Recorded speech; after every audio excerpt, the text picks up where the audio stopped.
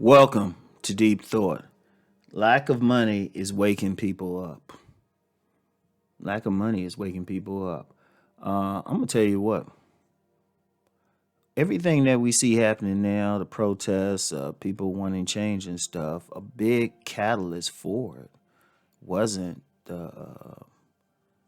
George Floyd's death. I'm just going to be real for you. Yeah, it was a match, definitely. It was a straw that broke the camel's back. But for it to happen, there had to be something in place that was boiling over, and you just needed that one moment or that one thing to bring it out. Now, people are talking about, of course, way too late to be talking about police misconduct and everything in this country. But there was something else, the economic situation. Because I'm going to tell you what, even with the COVID, if there weren't so many lockdowns, people probably just say, hey, we'll just go out there, party, do my stuff anyway. But the lockdowns changed a lot. See, understand something. Money is important. Money is important. I mean, because what is money? What is money? Money is how we navigate life. We don't hunt in the wild like the indigenous cultures. They needed something. They'd just get some, whatever they had in the environment, build their homes, right? Whether it was from, anything from mud huts to teepees to whatever, you know, animal skins, wood, whatever. They just use their environment. They would create their environment themselves, right? When they needed food, they would either grow the food or they would hunt it, you know, and everything they did. But in this environment, if we want to go someplace, in most cases, we got to use a vehicle, right? Most cases, we got to use a vehicle. How do, uh, how do we pay for that vehicle? Money. If we say, well, I'm gonna take public transportation, you gotta pay. If you say, you know what, I can do a lot of stuff. Is in my area. I can just walk. Shoes cost money. Clothing costs money. And then when you go to some, you might have to pay for it. You have to pay for your food. You have to pay for your shelter.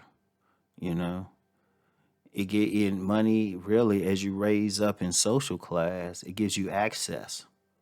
It gives you access to certain places. You know, and it even affects where you can possibly live. If you can afford a $500,000 home in an area with that, that's where you're gonna move, and you good with that, right? Or if you can't, you probably be in a poor area.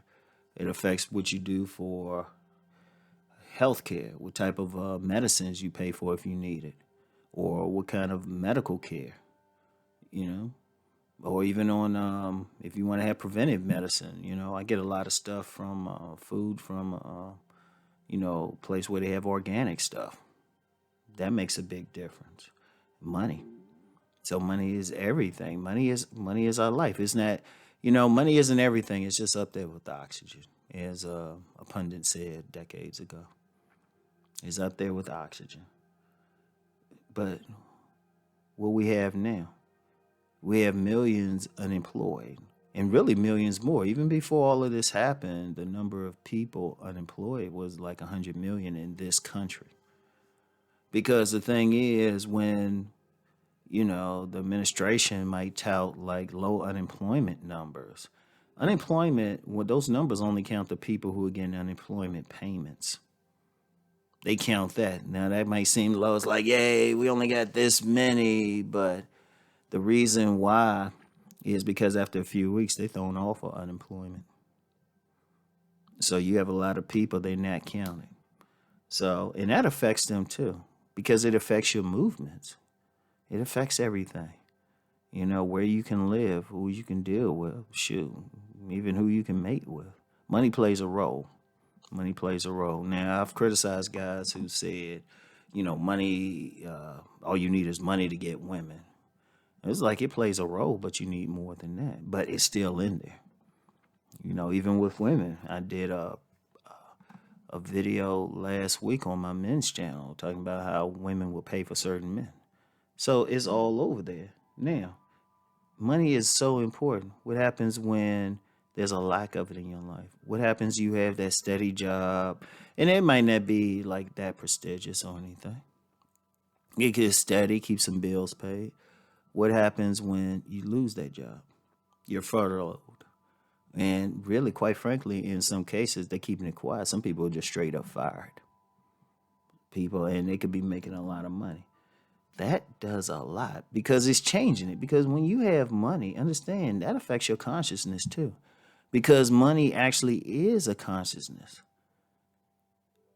You either have a poverty mentality or an abundance mentality.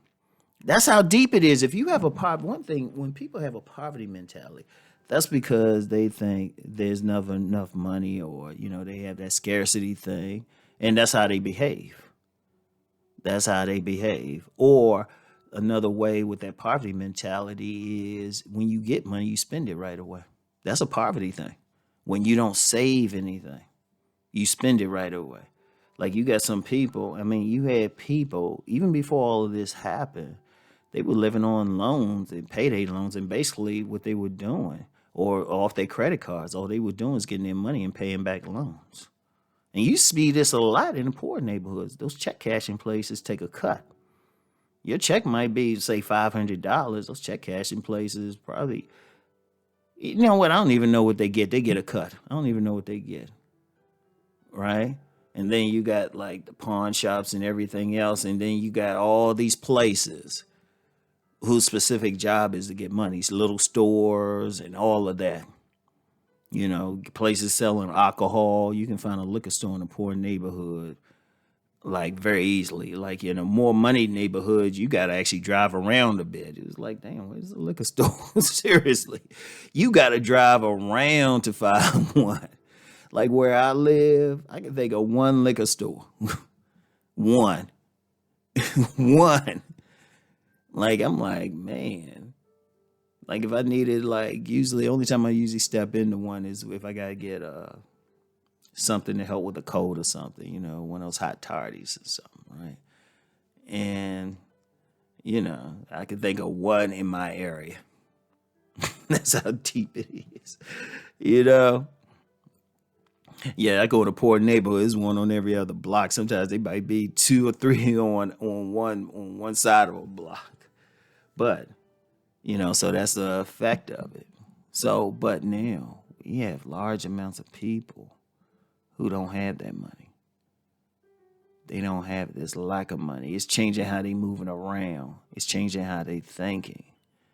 And, getting back to the protests and everything, that's part of why people are looking up. They waking up. It's like, oh, wait a minute. Hold up. This is bigger than that.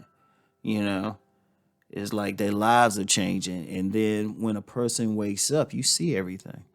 When a person is in a literal dream, they only in that dream. When they're in a literal dream, they only in that dream. But when you wake up, what do you see? You see everything around you. You hear everything. As I'm recording this, I'm hearing the birds outside. So you might get a car that drive by. I still hear it. Somebody walks by my door. I still hear it. You pay attention to more, you see more, you feel more. And we live in a culture where most people are asleep. They just walking along, even to the point of looking like zombies. All of a sudden, because everything's taken care of. The car, they got the money, everything, shoot, even the sex, everything. All of a sudden, lack of money is changing all of that. And then what's it forcing the person to do? To wake up. So in a way, that's a good thing. Despite everything, that's a good thing, because once you wake up, then you can take action about stuff. Think about it. You're awake. Hey, let me take action on this thing. Let me do something, because I am awake. So anyway, I want y'all to think on all of that. That's all I have for today. I'll talk to y'all. Peace and blessings.